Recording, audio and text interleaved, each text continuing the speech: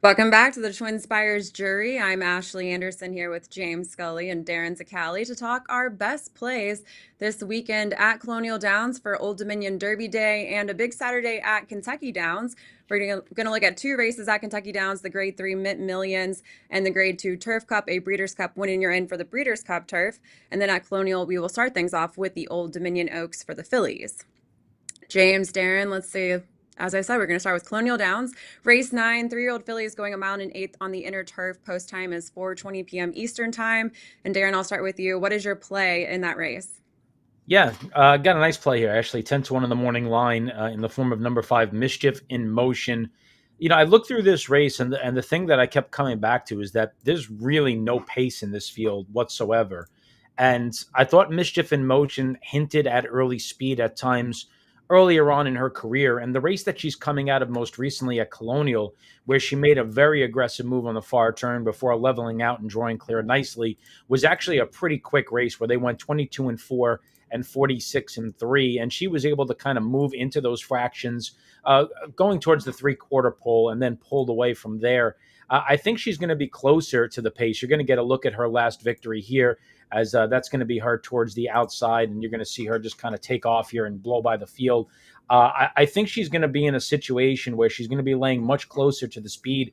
And if I'm the connections, being Mike Trombetta and Jorge Luis, and I take a look at this race, I might get really aggressive and send this horse to the front. Now, I know you can look back in her PPs and say, well, that race at Laurel where she tried to go, she kind of stopped and things like that. But I don't know. I look at her career form and think that maybe she just didn't like the Laurel surface, because those two races on the dirt there are just too bad to believe, coming off of a great effort previously at Pimlico where she did lay close to the pace. And I have a lot of questions and a lot of the runners in the field.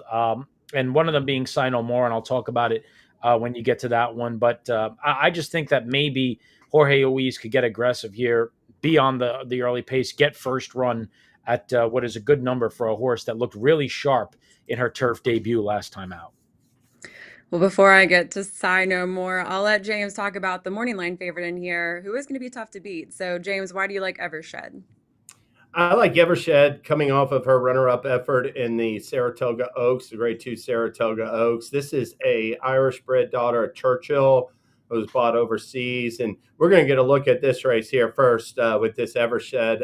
She's the 4 horse who really, I thought this. One thing about her trip in here, she didn't necessarily. I didn't think had the cleanest trip, where she sort of had to swing out because she had rivals in front of her, but at least she was always like within a stalking position. And Darin, referenced the lack of potential pace in this race. Evershed has been able to be within 3 lengths at the second call in her last 3 starts, and I think she's a progressive filly. Like I said, she was bought overseas, an Irish-bred daughter of Churchill. She has all this stamina on the female side of her bloodlines. And after dropping her debut last fall, she broke her maiden over the winter at Tampa Bay, won an entry-level allowance real nicely at Colonial Downs 2-back. And that was a big class check in that Saratoga Oaks for her, coming off a maiden and entry-level allowance win at Colonial Downs. I didn't think, like I said, she didn't have the cleanest trips into the stretch with runners in front of her, swung out and finished with good interest. And if she can get in position, turning for home in the Old Dominion Oaks, I expect Evershed to produce a winning rally in the stretch. I'll talk about Sign No More. I understand there's some questions about this horse. This is a late runner, and Darin, you've already talked about the pace scenario. There is a lack of pace. I think you're right that the 5 probably will get the early lead potentially, and it won't be the hottest pace. So I am choosing a closer here that I'm going to have to bank on to still be able to rally late and really turn on a good closing kick. But looking at 2 starts back in the Boiling Springs at Monmouth, hoping for a similar kind of run there. This was a horse that was last starting out in the early stages and was able to rally to win by a length and a half in that race. Now, Last Out did finish behind Evershed in the Saratoga Oaks, but was breaking from post 2, now moving out just slightly out to post 3, looking for improvement, shipping over here to Colonial Downs. And this is a horse that raced overseas, had run over heavy turf, won over heavy turf. I don't know how much rain we're going to get by post time, but there is rain in the forecast. And this is a horse that has proven itself over soft turf. So that's kind of my angle too. If we get the soft turf, I like the 3 for that reason. But I'll admit I was going price shopping here and trying to play against a very good post time favorite. And I don't think you're wrong, Darin, and going for the 5 because of that pace scenario that we're probably going to get as well. Yeah, actually, the reason that I have concerns about Sino More is not even the pace scenario. So the race that she won, the Boiling Springs, and this could just be an issue of me being too close to that race, but the horse that was on the lead in the race and subsequently ran third was a horse that I own by the name of Hidden Quarry, who's a nice filly, and she ran second in an allowance race at Colonial last week. But she's not she would not be a major player in this race. Let's just put it that way. And Sino More kind of saved every inch of ground in that Boiling Springs, and the lane opened up between Pretty Lavish and Hidden Quarry, and she just kind of came on through to get a pretty comfortable win. And Pretty Lavish also came out of that same Boiling Springs to run well beaten in the Ontario Colleen, which was the same race that our filly went to and was pretty well beaten in there also. So I'm a little bit dubious about the Boiling Springs form and how it's traveled. Plus, Sino More obviously came out of that race to run in a much tougher assignment behind Laurelin, who's never lost. So I'm not going to necessarily hold that against her. But that Boiling Springs form has not carried to other races as of this point, at a stakes level anyway. So I'm a little bit dubious from that standpoint that, I don't know exactly how good she is yet. It's all very fair. Like I said, this was kind of more about the price. And truthfully, I did think that Evershed looked really tough to beat, but just hoping for something similar, closing well off the pace, even if it's a slow pace. But yeah, I don't think we're going to get quite the fractions we saw in the Boiling Springs either. So it is going to be a tough assignment for Sino More, but if I can get the job done, I'll get a decent price at least. Well, let's move over now to Kentucky Downs with some big purses happening all across. Well, it's going to be about $14 million in prize money on Saturday, but we are going to start with the grade 3 Mint Millions at a mile on the turf for 3-year-olds and up. This is a 3:59 p.m. Eastern time, 2:59 Central local time, post time. James, I will start with you. We both like a horse in here that we tend to back quite a bit. So tell me about Brilliant Birdie. Yeah, I like Brilliant Birdie in here, number 7 for Cherie DeVoe. Definitely I think the mile distance is the perfect fit for this 4-year-old colt. And I liked his effort last year in the Gun Runner. When he produced his run in that race, I thought he had the race wrapped up, a furlong out, just held comfortably to the wire that day. And then he came back and ran another bang-up race in the Bryan Station at Keeneland at a mile. Went off of that, got the rest of the year off, and Cherie DeVoe tried him longer, at least in his first comeback race, didn't run well in that, came back and won the opening verse at a mile, his 3rd consecutive win, stakes win at the mile distance in that opening verse. And in his last 2 efforts, that runner-up to Mercante 2 starts back, I think that race is a throwout. For whatever reason, he just broke like a rocket out of the gate, and Brian Hernandez couldn't take a hold of him and fought the horse all the way down the back stretch, and he still got beat in neck. And then last time out, he returned to the winner's circle with a solid win in the Grade 2 Wise Dan in late June. This was on the closing weekend of the meet.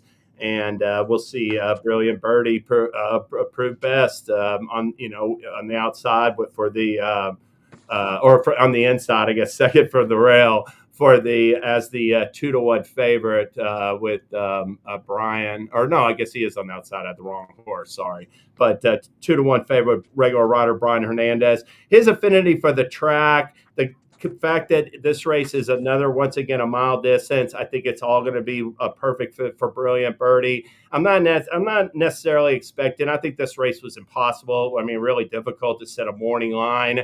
I think obviously Goliath's the defending champion here. Brilliant Birdie and Laganos, who's coming off a big win. All those 3 horses are going to take money to me because they're all stakes winners over the course. A horse like Spirit of St. Louis is going to take some money for Chad Brown.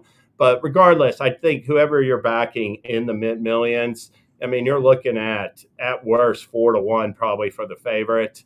I'd be surprised to see it much lower. And I'll look for Brilliant Birdie to prove best with Brian Hernandez. I'll go ahead and jump in with my play since I'm in the same one. And yeah, you're right. I don't think we're probably going to get 8-1 necessarily. It's very rare that you get 8-1 on Brilliant Birdie, so I'm all about it if we get something around that price. This is a distance specialist, 4 for 5 at a mile. He's also won at Kentucky Downs, won the gun runner last year at this distance when he was a 3-year-old. And aside from those two starts, and he did win at a mile and a 16th, but it does seem this mile distance is his sweet spot. He's beaten Laganos, who is this lukewarm morning line favorite, also coming off very short rest. But we see that a lot at Kentucky Downs, and he certainly could run it back and win. But Brilliant Birdie, I love everything about this horse, especially at the distance. So I've got to stick with him for all the reasons you said. And if we can get that price, then even better. But Darin, let's see, who do you have in here? I think Well, I have I'm someone. definitely getting a price. Yes. So this race for me is the exact opposite of the Old Dominion Day Oaks that we talked about, because this race I see a great deal of early pace. The inside runner Goliad obviously has a lot of early speed. Air Recruit has a lot of early speed. Brilliant Birdie wants to be relatively close. The European Invader Point Linus, if you go back and you watch his races, and of course we always talk about does European speed transition to U.S. speed, but this horse in seemingly all of his races is on the lead. So I assume he's going to have a similar running style here. Epic Ride is a sprinter who stretched out to a mile last time. He's got speed. Beach Gold has speed. So I went to a horse that's going to come from off the pace, and that's number 8, Steel Sunshine, who went to the turf for the first time last time out and finished a rallying second behind the aforementioned Beach Gold, who had the benefit of the pace advantage on that particular day.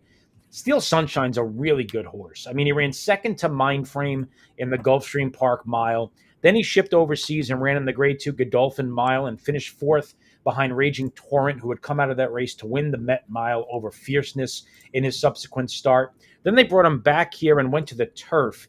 And the thing that I really liked about his most recent effort in that race was that he had to make an aggressive move into the fastest part of the race.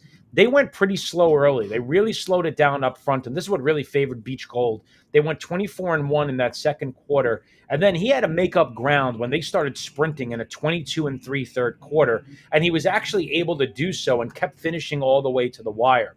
That's on the short stretch of Gulfstream Park.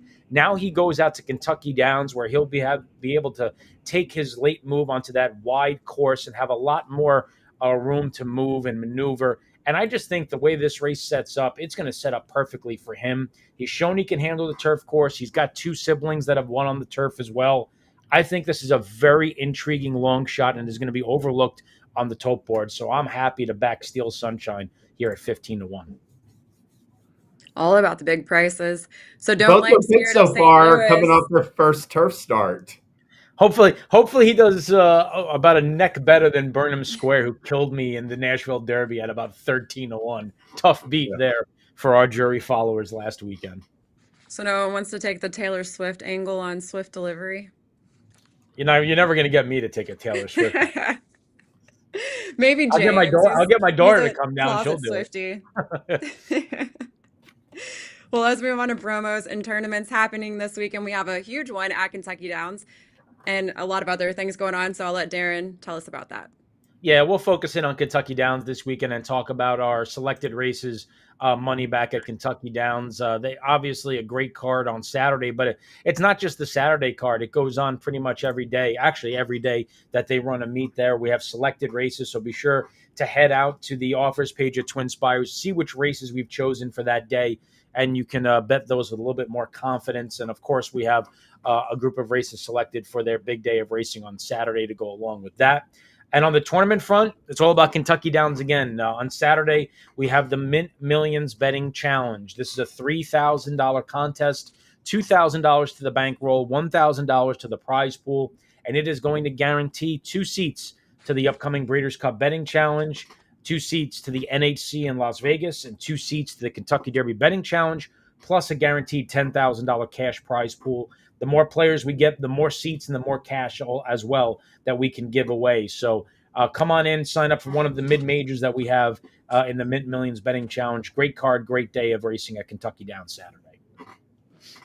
And our final race that we're going to debate amongst each other is going to be that Turf Cup, the Grade 2 Turf Cup at 1.5 miles at Kentucky Downs. This is race 11, and the winner will get a berth to the Breeders' Cup Turf. Let's see, Darin, I will start with you. Who are you playing in this race? Yeah, this is a tough race. I kind of went back and forth on a few horses here, and I ended up landing on Corruption.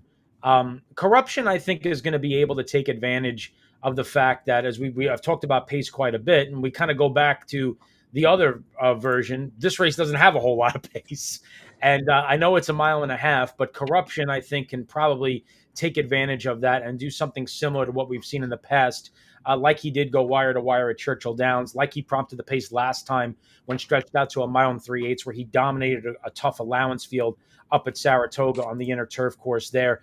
This was a look back to that race. That's him sitting a perfect stalking second. You can just get a look at the body language here on the rider, Jose Ortiz. He is just full of horse here, almost having to kind of hold him and wait.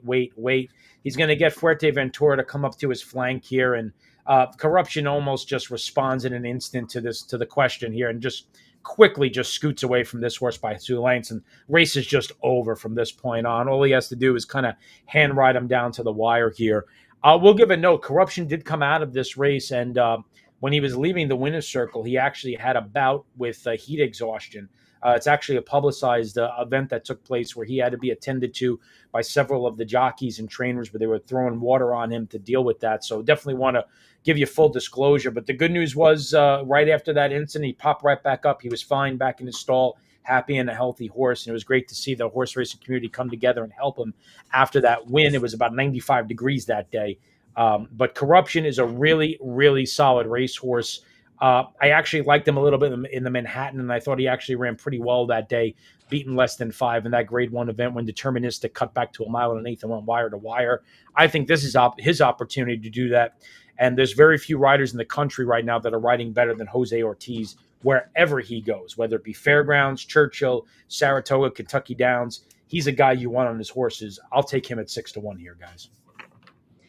James, you're backing the defending champ in this race. So why? Yeah, I'll just say, I mean, Corruption, I do think is I like that pick because, I mean, like, he's one of, I think, 4 contenders.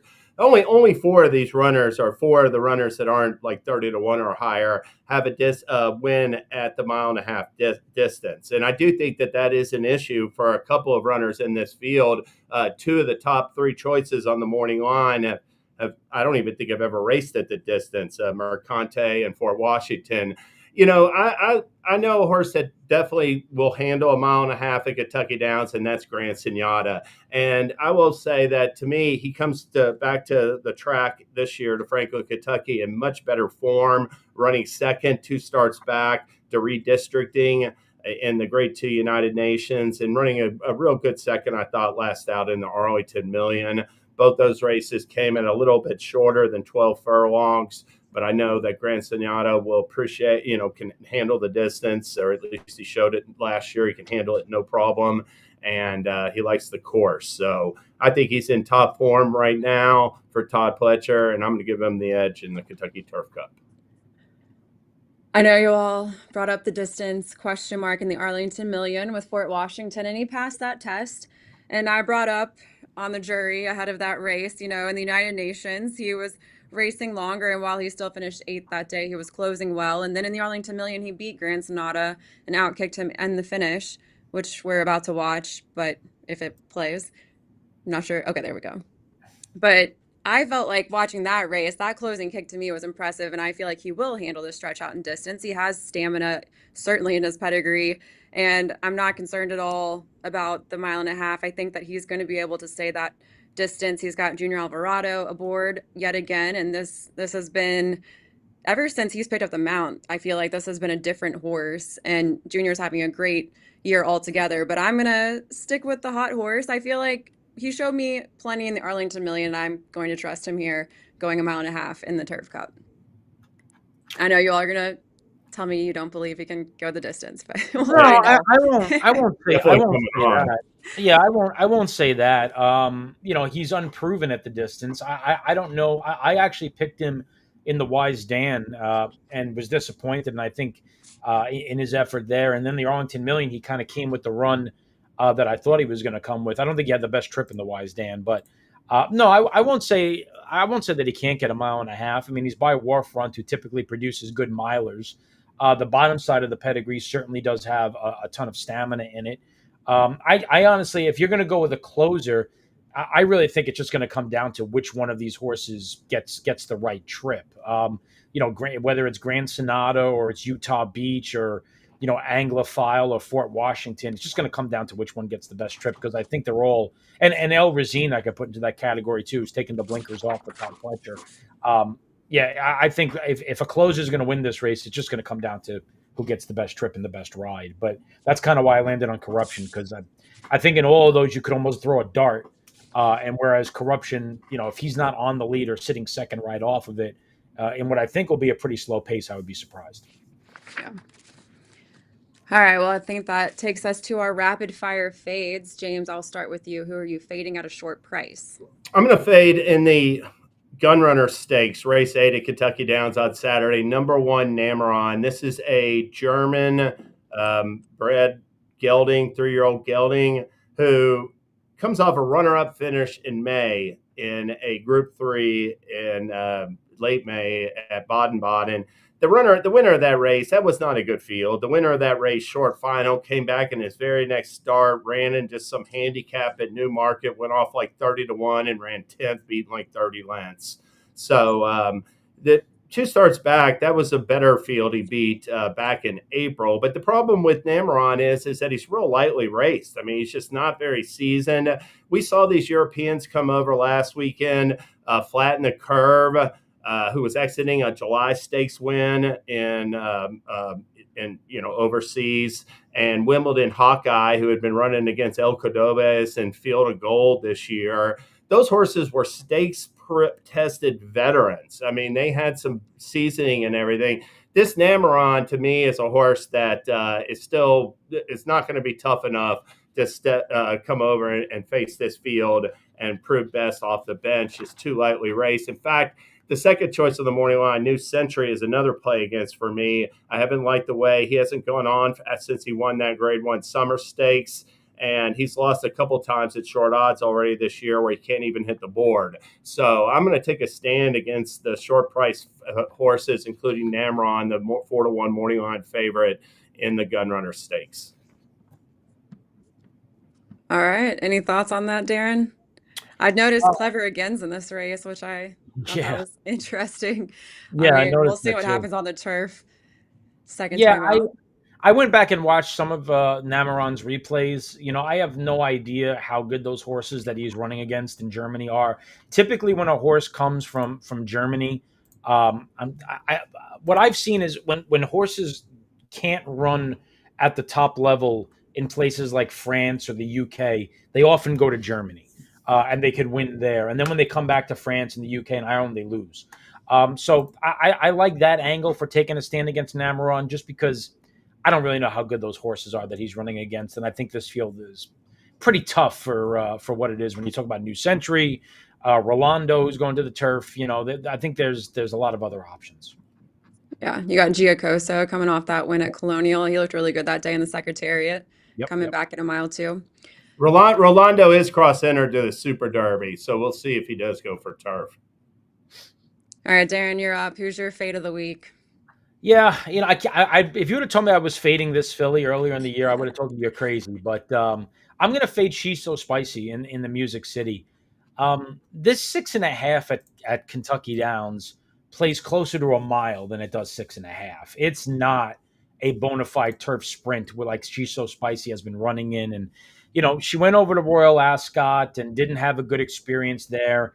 Now she comes back over here and just with a lot of speed signed on here with this extra distance of ground. And you take a look at some of the other horses in this field that I think are, far more interesting. I think It Ain't Two cutting back to 6.5, where she was a good second.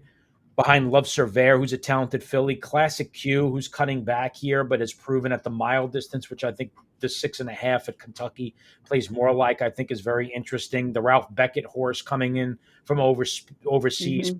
Pondering is coming in off a good win. I think Kilwin is a different horse right now. I'm kind of surprised they went back to turf with her offer winning the test, but I guess $2 million will do that for you when you take a look at the purse. So I just think there's a lot of other options in here, and I would bet against She's So Spicy, gunning to the front and lasting at 6.5, because I do think there's a good deal of talent that's going to be chasing her. I do think that Yeah. Tabity for Ralph Beckett, came back this year with that. I thought that was a really good third at Royal Ascot in that Group 2 event, and then just dead heated for a win in a Group 3 in July at Goodwood. That's like the overseas horse to me that looks like she's got a chance to run well. Yeah. Agreed. And I'm going to take it back to Colonial Downs, and I'm going to be playing against Jutland at 2-1 in the Kitten's Joy. This is race 7. It's the start of the All Stakes Old Dominion 6. This is a mile and a 16th on the turf for 2-year-olds. And I never like taking a short price 2-year-old. You just don't know what you're going to get.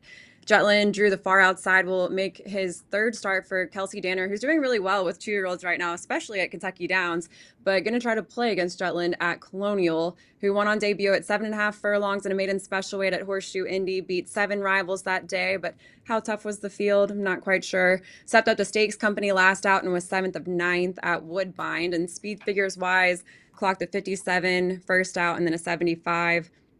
I see a few better prices. I don't think there's a whole lot of other horses that I would say can beat this horse, but I do like a few others. The 6, Tough Critic, who you're getting a decent price, and then the 5, JJ Gray, who's the second choice on the morning line. I think they both have good shots. And again, I don't like playing 2-year-olds that are heavy favorites because I just think there's too many variables. This is a good horse, but I'd rather go for a little bit better of a price. And I think I'll play that 6 in this race.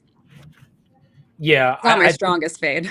no, I think Tough Critic is very interesting. I mean, the stretch out certainly is a question because the horse has only gone 5 and 5.5, but he certainly leveled out extremely well in his debut at Keeneland and looked like he could go longer. Then, I mean, just draw a line through the race. Obviously, at Ascot, not everybody Hmm. handles that when you're running up a hill. And then last time at Saratoga, watching the race, I thought the horse just came out of the gate sideways, hit the gate, and just seemed to lose interest from that point on. So Yeah. I think you can make legit excuses for the last two.